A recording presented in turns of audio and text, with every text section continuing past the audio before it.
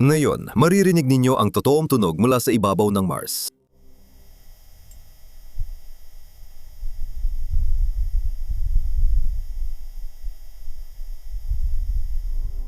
Hindi ito musika o rekonstruksyon. Totoong recording ito na ginawa mismo ng Mars rover ng NASA sa ibabaw ng Mars. Pinaka-nakakatakot dito ang ganap na kawalan. Kapag inisip mong galing sa ibang planeta ang tunog, nagiging kakaiba ang pakiramdam. Ang pulang planeta ay hindi lang kinahihiligan ng mga manunulat at mga author ng siyensyang piksyon, kundi pati ng mga siyentipiko. Habang lumilipas ang panahon, maraming aparato ang nag-aral dito. At ngayon, malalaman natin ang kwento ng isa sa kanila, ang Mars rover na si Opportunity. Ano ang mga kinaharap ni Opportunity sa kanyang paglalakbay? At paano nga ba ang itsura ng ibabaw ng Mars sa lente ng kamera ng Mars rover? Sinimula ni Opportunity ang kanyang trabaho noong ika-7 ng Hulyo 2003. Ang Mars rover ay inilunsad gamit ang raketang Delta II na noong ika-25 ng Enero 2004 ay lumapit sa mismong pulang planeta at pumasok sa atmosfera nito. Habang bumababa ang aparato, na-activate ang parachute para bumagal ang pagbagsak. Nang halos marating na nito ang mismong ibabaw, pinatigil nito ang pagbagsak gamit ang 3 makina ng raketa. Pagkatapos, humiwalay ang Mars robot sa raketang tagadala at lumapag sa planeta. Sa larawang ito, makikita ninyo ang mga bakas ng mga makina ng raketa. Noong lumapag si Opportunity, napunta siya sa orly ng bunganga. Maliit lang ang bunganga, 22 metro ang lalim at walang panganib sa Mars rover. Hindi kasama sa plano ng mga siyentipiko ang paglapag ng aparato sa bunganga, kaya't pinangalanan nilang una sa butas ang Mars rover bilang paggunita sa tagumpay. Sa totoo lang, pagtuklas din ito ng bunganga dahil bago nito ay hindi pa ito alam ng mga mananaliksik. Sa kabuuan, lumihis si Oportunidad mula sa lugar ng kanyang paglapag ng humigit kumulang 25 metro.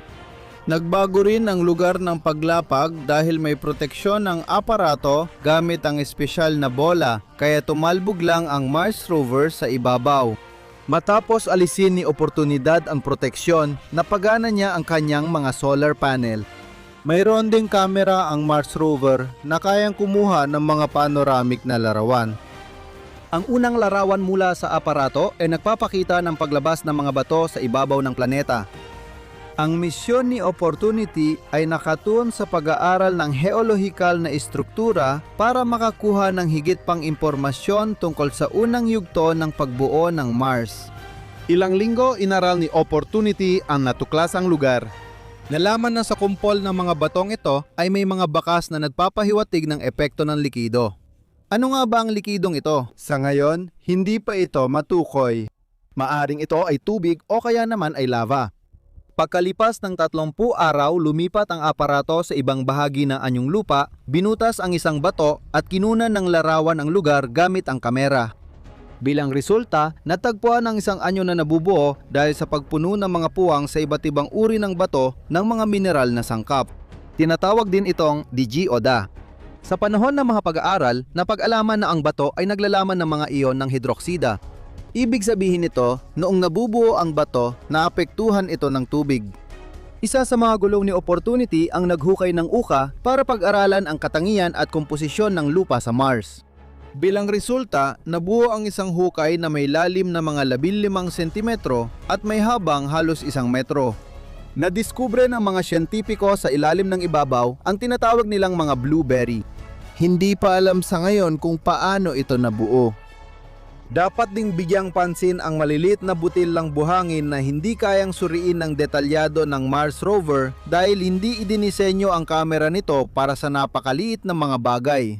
Inabot si Opportunity ng ilang linggo sa pag-aaral sa bahaging ito. Pagkatapos ng yugtong ito ng kanyang misyon, nagpatuloy na sa paglalakbay ang Mars rover. Lumapit ang aparato sa isa pang bunganga na tinawag na Endurance. May lapad itong 200 metro sa biyahe papuntang bungangang ito na daanan ng Mars rover ang isa pang bunganga, maliit lang, na tinawag na Fram. Hindi nagtagal si Opportunity dito, ngunit nakatanggap tayo ng ilang mga larawan mula sa kanya. Kaya nakarating ang aparato sa bunganga ng Endurance. Binigyan tayo ng Mars rover ng pagkakataong makita ang kumpol ng batong lumitaw. Pagkatapos nito, nagsimula itong bumaba sa bunganga. Kailangan pumili ng lugar kung saan posible hindi lang bumaba kundi makakakyat din pabalik. May mga naging problema rito. Inikutan ng Mars rover ang kalahati ng bunganga, ngunit wala pa ring nahanap na angkop na lugar. Nagpasya na ang mga siyentipiko kung saan ibababa ang aparato pero posible pa ring manatili ang opportunity sa bunganga magpakailanman. Mas mahalaga ang misyon na pag-aralan ang formasyon kaysa kaligtasan ng Mars rover.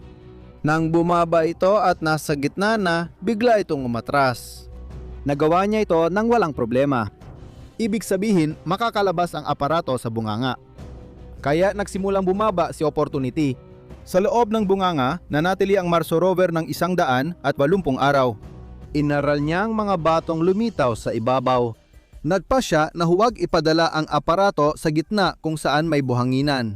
Mas mahirap gumalaw doon, kaya naman mataas ang posibilidad na ma-stuck ang Mars rover doon.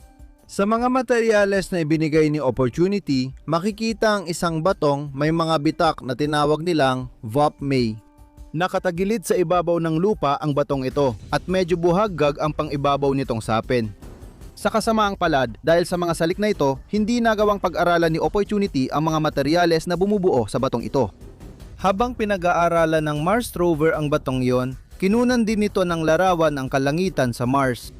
Pagkalipas ng 315 araw mula nang magsimula ang misyon, nagbigay si Opportunity ng panoramic na larawan ng bangin ng Burns. Ito ang huling ginawa ng Mars rover habang nasa loob ng bunganga. Lumapit ang aparato sa lugar ng bumagsak na heat shield at sinimulan ni Opportunity ang pag-aaral nito. Nadiskubre ng Mars rover ang unang meteorite na natagpuan sa labas ng daigdig. Pagkatapos, aaralin pa ng aparato ang isa pang meteorite na Erebus bilang parangal sa walang hanggang dilim sa mitolohiyang Griego. Sa kasamaang palad papunta ron sa ika-445 na araw ng pananatili sa Mars, na-stuck ang aparatong oportunidad dahil dumaan ito sa lugar na may mga buhanginang dun na may taas na mga 30 metro. Para maresolba ang sitwasyong ito, napagpasyang dagdagan ang bilis ng Mars rover.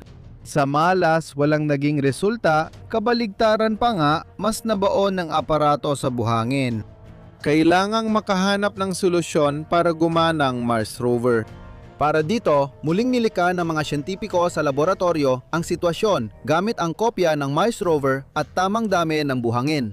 20 araw naghanap ng solusyon. Nagpasya ang mga siyentipiko na igalaw ang aparato ng kaunti-kaunti sa susunod na 20 araw. Ginamit ang mga kamera ng Mars rover para masubaybayan ang operasyon ng pagsagip at kunan ng larawan ang mga gulong. At heto, nagbunga ang mga pagsisikap. Sa ika-483 araw ng misyon, nakalabas si Opportunity mula sa ganoong bitag at nakapagpatuloy sa paglalakbay. Nagdesisyon ang mga siyentipiko na pag-aralan ng Mars rover ang iniwang bakas matapos ang operasyon ng pagsagip. Naglaan ng 12 araw si Opportunity rito. Ipinagpatuloy ni Opportunity ang paglalakbay para tuklasin ang hiwaga ng pulang planeta. Nakakatuwa isipin kung ano pang mga kamanghamangang bagay ang matutuklasan natin. Iyan ay siguradong ikukwento namin sa inyo sa susunod na video.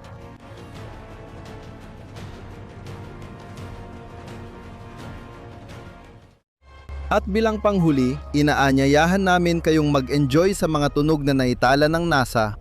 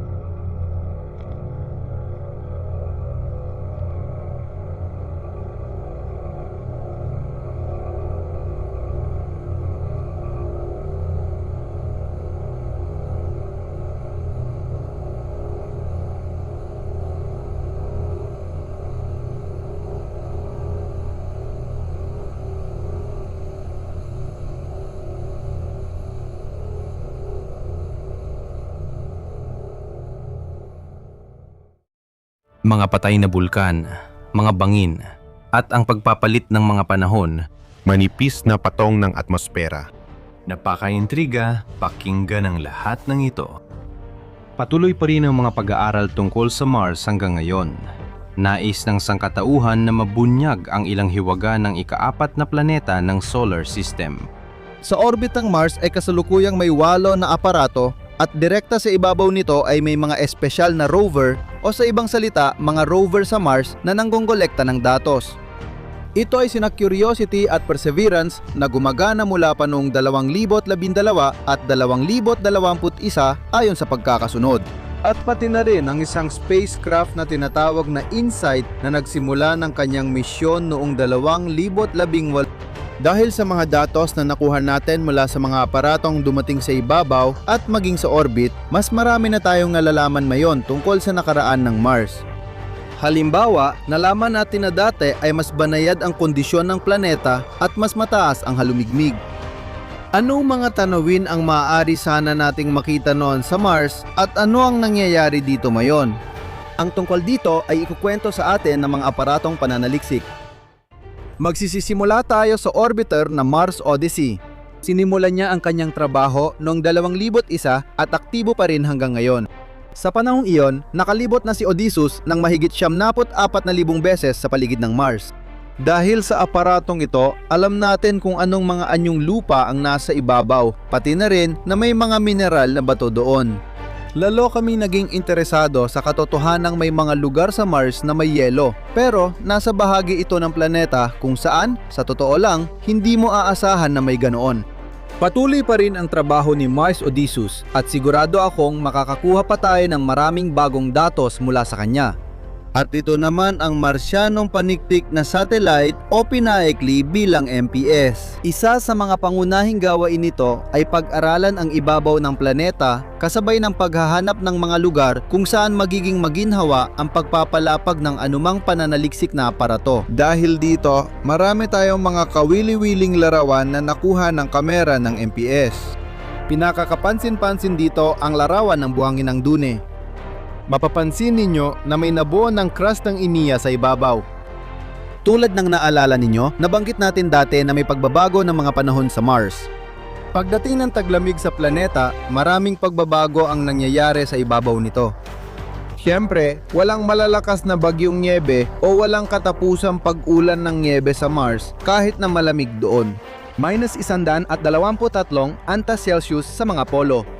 Gayunpaman, sa panahong ito sa Mars, pwede ka pa rin makakita ng dalawang uri ng nyebe, hindi lang basta ordinaryo.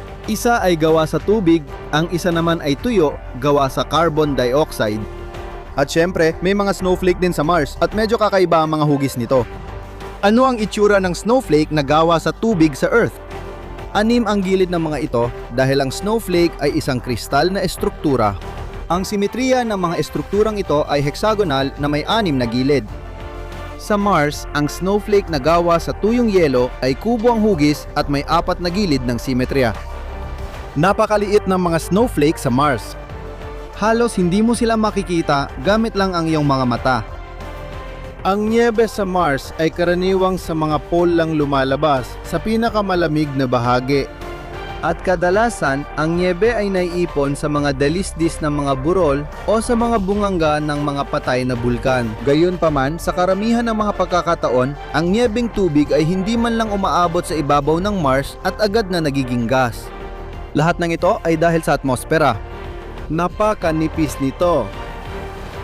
Dahil napag-uusapan natin ang atmosfera ng Mars, pinag-aaralan ito ng automatikong interplanetaryong istasyon na si MAVEN para malaman kung paano at bakit ito nagbago sa iba't ibang panahon.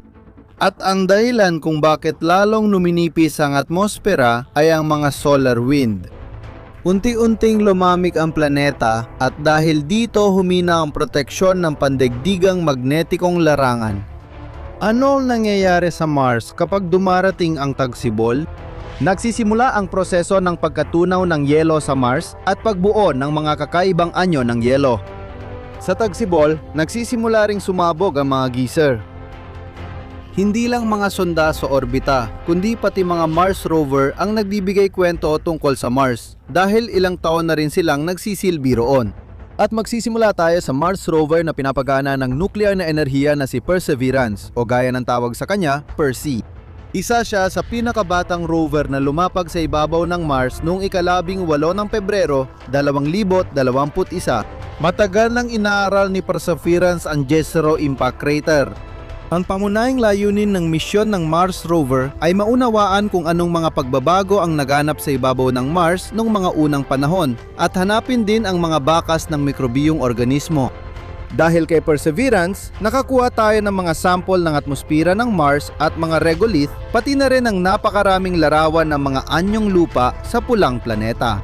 Ang bilang ng mga ito ay umabot sa 166,000. Narito ang ilan sa mga ito.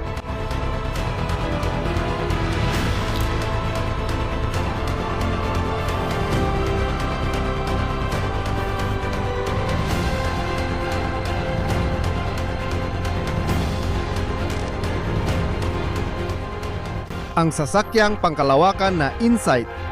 Nalampasan niya ang malalakas na bagyo. Sa kabila nito, patuloy niyang ginagampanan ng maayos ang kanyang misyon. Naitala ng aparato ang isang napakalakas na lindol sa Mars. Bukod pa rito, ito ang pinakamalakas na lindol na naitala natin sa Mars. Ang ilang mga pagyanig nito ay naramdaman pa rin kahit makalipas ang 10 oras matapos ang lindol. Natukoy pa rin ng InSight ang mga pagyanig kahit na ang tinatayang epicentro ng lindol ay nasa 2,000 kilometro ang layo mula rito. Sa totoo lang, dapat banggitin na ang Mars ay may mataas na antas ng aktibidad ng lindol.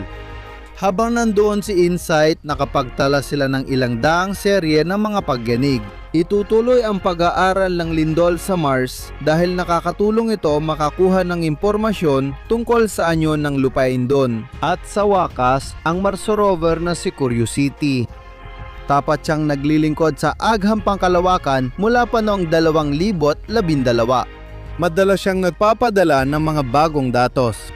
Lalo niyang binibigyang pansin ang mga ulap sa Mars. Halimbawa, napansin ni Curiosity kung paano sa paglubog ng araw, ang mga sinad ng araw ay lumalabas sa mga ulap na mas mataas kaysa sa iba. Talagang kakaiba ang mga kuhang ito. Mukhang ang mga ulap na ito ay binubuo ng tuyong yelo at carbon dioxide, habang ang ibang mga ulap ay binubuo ng yelong tubig. Dahil nagbabago ang laki ng mga kristal sa mga ulap habang lumilipas ang panahon, nakakakita tayo ng parang bahagare. Gayunpaman, ika nga, hindi lang ulap ang mahalaga. Natuklasan din ni Curiosity ang mga bakas ng lawa na maaring dating naroon sa Mars. Sinusuri ng mga Mars rover ang bundok na Sharp na matatagpuan sa loob ng Gale Crater. Pinaniniwala ang dating may lawa sa loob ng crater na ito. Ang tubig dito ay mula sa mga ilog ng Mars, ngunit kalaunan ay natuyo rin. Sa ngayon, iniimbestigahan ni Curiosity ang bahagi ng bundok Sharp na may sulfate. Doon din, noong 2016 natuklasan ng Mars rover ang isang metalikong meteorite na karamihan ay binubuo ng bakal at nickel. Ang kakaiba sa bagay na ito ay malamang na dati na itong natunaw. Pinanggalanan ang meteorite na egg rock dahil sa bilugan nitong hugis at hindi karaniwang makinis na ibabaw. Minsan pakiramdam natin alam na natin lahat tungkol sa mga planeta sa solar system. Pero sa totoo lang, isa lang itong ilusyon. Napakaraming hiwaga at misteryo sa paligid natin. Kasama rin dito ang Mars. May mga bagay pa siyang hindi pinapakita. Marahil, marami pa sa kanyang nakaraan ang di natin malalaman. Dayunpaman, hindi nasasayang ang oras ng ating mga aparatong pangsaliksik at ginagawa nila ang lahat para mabuksan ang misteryo ng nakaraan ng pulang planeta. At alin sa mga natuklasan ng mga probe at Mars rover ang pinaka nagpa-interes sa iyo? At sa tingin mo, ano pa kaya ang malalaman natin? Ano pa kaya ang matutuklasan natin tungkol sa Mars sa mga susunod na panahon? Ang NASA raw ay pumapatay ng buhay sa Mars. Ano ang iyong opinyon dito? Parang mahirap paniwalaan, parang teorya ng sabuatan lang. Pero may ilang siyentipiko ang naniniwala rito. Kaunti lang ang sumusuporta rito pero mahalaga na meron pa rin. Mukhang hindi luhikal ang mga ideyang ganito. Ang mga kagamitan ng NASA para sa ibang planeta ay sadyang pinoproseso upang hindi maapektuhan ang mga prosesong nagaganap sa ibang planeta. May espesyal na atensyon ang NASA sa Mars dahil ang teorya na maaring nagkaroon o mayroon pa ring buhay doon ay hindi pa rin nawawala sa ating isipan. Pero paano kung ang NASA mismo ang may kinalaman sa pagkawala ng buhay sa Mars? At paano nila ito nagawa? Sa ngayon, walang ebidensya ng nabubuhay o dating nabuhay na organismo sa Mars. Paano kung nakita na natin dati ang mga palatandaang ito pero hindi natin naintindihan at basta na lang natin binaliwala? Balikan natin ang nakaraan. Noong 1975, inilunsad ng NASA ang programang pangkalawakan na tinatawag na Viking para pag-aralan ng Mars. Ang mga spacecraft na Viking 1 at Viking 2 ang naging unang mga aparato na nakarating sa pulang planeta at nagbigay sa atin ng mga larawan ng ibabaw ng Mars. Espesyal ang mga kagamitan ng misyong Viking para matuklasan ang posibleng buhay na organismo roon. Ang mga Viking pa rin ang tanging mga aparato na may ganito kalawak na arsenal. Ang pinakakagiliw-giliw dito ay dalawang eksperimento ang nakakita ng bakas ng metabolismo sa ilang sampol ng lupa sa Mars. May mga eksperimento ring nakakita ng bakas ng metabolismo pero walang bakas ng organikong material na napakahalaga. Kaunti lang ang kloro na nakita ng mga Viking, ngunit hindi nila ito gaanong pinansin dahil akala ng mga astronomo na ito ay natirang material mula sa paggawa ng mga kagamitan. Walang nakita ang palatandaan ng buhay sa pulang planeta ang misyon ng mga Viking ayon sa mga siyentipiko. Gayunpaman, hindi nagkaisa ang opinyon ukol dito. Karamihan ng puna ay sa paraan ng eksperimento. Suriin natin kung paano isinagawa ang eksperimento sa metabolismo. Ang mga sampol ng lupa mula sa pulang planeta ay nilagay sa espesyal na solusyon na may radioactive carbon labing 4 isotope. Kung mayroong anumang microorganismo sa lupa, magkakaroon ng reaksyon ng metabolismo. Bago ang misyon, sinubukan muna ang pamamaraang ito sa lupa mula sa iba't ibang bahagi ng mundo at laging nakita ng eksperimento ang mga microorganismo. Para matiyak ang tama ang eksperimento, sinuri rin ang lunar na lupa at inaasahang negatibo ang resulta. Ibig sabihin, walang pagkakamali at naging positibo ang resulta sa Mars. Kapansin-pansin, parehong resulta ang nakuha ng dalawang magkaibang aparato sa magkaibang lugar. Nung una, may teorya na ang resulta ay dahil naapektuhan ng ultraviolet na sinag ang mga sampol ng lupa. Kumuha mga siyentipiko ng sampol na hindi na-expose sa ultraviolet at naging positibo ulit ang resulta. Nang painitin ang sample sa 100 at 60 degrees, naging negatibo ang resulta. Bumabagal din ang metabolismo kapag 50 degrees ang temperatura. Kapag matagal na inilagay ang mga sample sa 10 degrees na temperatura, nagiging negatibo ang resulta. Sa huli, napagpasyahan ng mga siyentipiko na wala talagang buhay sa Mars at may ibang paliwanag sa mga nakakaintrigang resulta ng eksperimento. Gayunpaman, may naniniwala pa rin ang Viking 1 at Viking 2 ay totoong nakakita ng palatandaan ng buhay. Ngunit nagkamali lang ng interpretasyon ang mga siyentipiko. Tulad ng nabanggit natin kanina, walang natuklasang organikong compound sa mga eksperimento. May ilang paliwanag kung bakit ito ang nangyari. Una, malinaw na walang organikong sangkap doon. Pangalawa, maaring hindi perpekto ang eksperimento kaya posibleng mali o di tama ang resulta ng pagtuklas ng organikong compound. Ang ikatlong paliwanag ay nagsasabing hindi natuklasan ang organikong sangkap dahil nasira ito habang pinainit ang mga sampol ng lupa. At may ilang siyentipiko na naniniwala na ang dahilan ay ang tubig na hindi pwedeng hindi isama sa mga eksperimento. Hindi raw dapat dagdagan ng tubig ang mga sample dahil maaaring nakaangkop ang mga microorganismo sa Mars na mabuhay ng walang tubig. Kung sisimulan silang diligan, mamamatay lang sila dahil hindi sila makakaangkop agad sa bagong mga kondisyon ng pamumuhay. Medyo kawig ito ng mga organismo na matatagpuan sa mga disyerto sa mundo na kumukuha ng kaunting halumigmig mula lang sa hangin. Tungkol sa isyong ito, dahil walang ganap na siyentipikong pag-aaral, hindi pa rin nagbabago ang opinyon ng karamihan sa mga siyentipiko. Pero tinawag silang mga mamamatay ng NASA, hindi dahil parang mga maniac silang sinadyang puksain ng buhay sa Mars, kundi dahil hindi nila ito napansin, o kaya ay aksidenteng napatay ito sa mismong sample na kanilang inanalisa. Sinasabi ng kwentong ito na dapat tayong mag-organisa ng mga bagong misyon sa Mars para malaman ang katotohanan. Lalo na ngayon dahil patuloy na sentro ng interes ang Mars. Marami pang lihim ang pulang planeta at mas pinapalakas ng mga espesyalista ng NASA ang ating kagustuhang tuklasin ang mga ito. Noong Setyembre 2023, naglabas ang hensyang pangkalawakan ng bagong audio recording mula sa Mars. Sa pagkakataong ito ay mga tunog na nililika ng MOXIE, isang espesyal na aparato na nakakabit sa rover na Perseverance.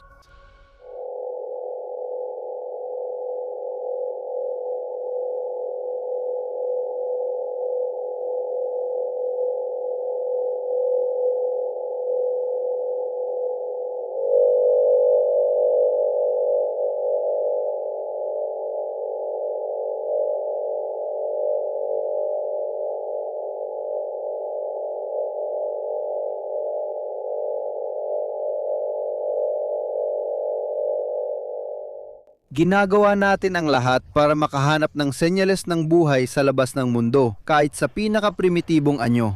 Paano kung ang buhay mula sa ibang planeta ay dumating na? Halimbawa, nitong Setyembre, dinala sa parlamento ng Mexico ang mga katawan ng mga alien. Sa totoo, mas progresibo ang Mexico dito dahil napag-uusapan na ito sa opisyal na antas. Nagsimula ito kay Jaime Maussan, isang mamamahayag at kilalang taga-suporta ng paniniwala sa UFO. At sinabi niya na ang natuklasang mga labi ng mami ay mga kinatawan ng isang sibilisasyong dayuhan na napunta rito sa ating mundo mahigit 1,000 taon na ang nakalipas. Sa pagdinig sa parlamento, ipinakita nila ang dalawang umano'y katawan ng alien at mga video ng kakaibang pangyayari para gawing mas kapani-paniwala ito. Ang mga alien mismo ay maliit ang laki, may pahabang hugis ng ulo at tig-3 daliri sa bawat kamay. Ayon kay Jaime Maussan, natagpuan ang mga katawan malapit sa sinaunang Nazca Line sa Katimugang Peru. Ano ang tugon ng NASA dito? Nangolekta ng katawan ang mga siyentipiko para pag-aralan ang katotohanan. Pinag-usapan ito ni David Spergel na dating namuno sa isang independiyenteng investigasyon ng NASA tungkol sa UFO at Dan Evans, katulong ng Deputy Administrator ng NASA. Samantala, hindi pa rin naibigay ni Maussan ang mga katawan. Sa pagsusuri sa talambuhay ni Jaime Maussan, malalaman na dati na siyang naghayag tungkol sa natagpuang labi ng mga alien sa Peru. Nangyari ito noong 2017, ngunit lumabas na mga manika lang pala iyon. At ngayon, muli na namang may mga labi ng mga alien, pero sa pagkakataong ito ay sa Kongreso na ng Mexico. Si Julieta Fierro, mananaliksik sa Instituto ng Astronomiya ng Pambansang Autonomong Unibersidad ng Mexico, ay isa sa mga pinakamatingding nagdududa sa kasong ito. Ito ang sinabi niya sa mga mamamahayag. Sabi ni Maussan, nakipag-usap siya sa Birhen ng Guadalupe. Sabi niya, hindi raw ako kinakausap ng mga alien gaya niya dahil hindi ako naniniwala. Sa totoo lang, halata namang kakaibang taong ito. Paano kung totoo ang sinasabi niya? Marami ring kakaiba sa kwentong ito, gaya ng kung bakit madaling nailabas ang mga labi mula Peru. Lalo na kung ganito kahalaga ang mga bagay na kayang magbago ng pananaw natin sa kasaysayan at agham. Pinakapansin-pansin, walang kinatawan mula Peru sa presentasyon sa Parlamento ng Mexico na lalong nagpapalabo sa sitwasyon. Sapagat magiging kakaiba naman kung ayaw ng isang bansa na makakuha ng bahagi ng kasikatan. Nalaman na walang institusyong siyentipiko sa Peru ang nakakita ng ebidensya na ang mga labi ay mula sa mga nilalang na hindi taga-daigdig. Dapat ding isaalang-alang na may bahagi ng DNA na hindi talaga matukoy. Malamang dahil ito sa katandaan ng mga bagay. Hindi sumuko si Maussan. Bilang patunay, nagbigay siya ng radiocarbon analysis results na nagpapakita ng napakatandang edad ng mga bagay. Sa laboratorio, sinabi nilang wala silang nakita na katawan ng alien at nag-aral lang ng maliit na sample. At muli, hindi natin masasabing tama ang mga resulta dahil sa teorya, iba ang biolohiya ng mga alien kumpara sa atin na logical naman. Sa madaling sabi, lumalabas na isa na namang katang-isip ni Maussan ang kasong ito na nagkataong umabot lang sa ganitong mataas na antas. Hanggang ngayon, wala pa tayong natutuklasang mga palatandaan ng buhay sa ibang planeta at hindi rin kailanman nakarating sa daigdig ang buhay mula sa ibang mundo. Mabilis ang pag-unlad ng agham, kaya maaring balang araw ay makatanggap tayo ng balita tungkol sa mga nilalang mula sa ibang planeta sa ibang galaksi. Sa palagay nyo, kailan kaya mangyayari ito? O baka bigla na lang tayong bisitahin ng mga nilalang mula sa ibang mundo?